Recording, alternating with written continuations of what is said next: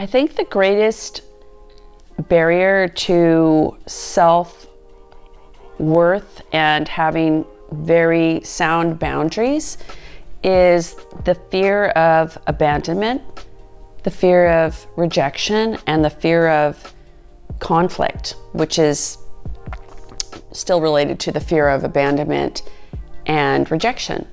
And I think if you're feel that in your logical mind what the boundary you're setting is necessary and reasonable, I think you can set yourself up and prepare in advance for others possibly not being able to accept or respect that boundary, and being okay with the consequence of rejection, abandonment, or conflict.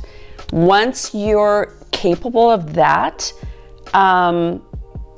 you're going to grow such tremendous internal self-worth.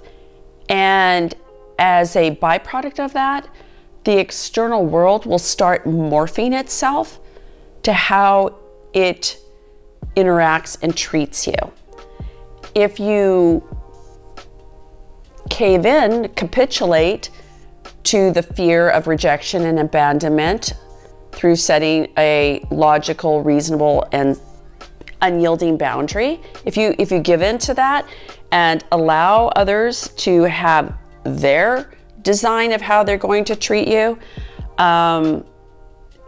it's not sustainable.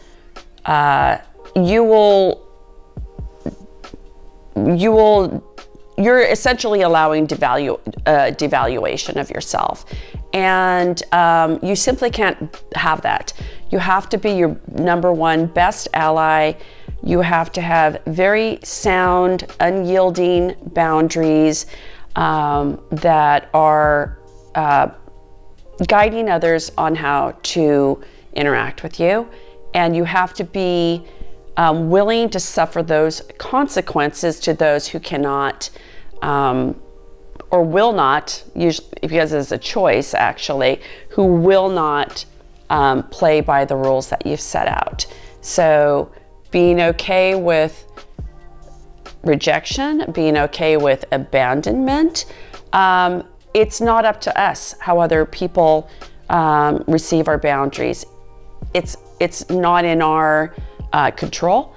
And what is in your control is being able to accept that and move on, and having yourself be more open to those people that are more healthy and are choosing to not only treat you with respect but with an honoring. I think it's really interesting how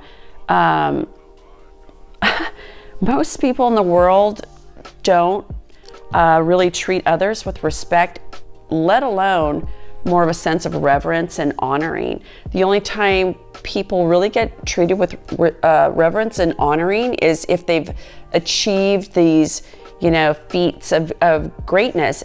But I would challenge that and say we're all worthy of reverence and honoring, and at minimum respect. And you have to set that self out for yourself immediately, and be your own best ally.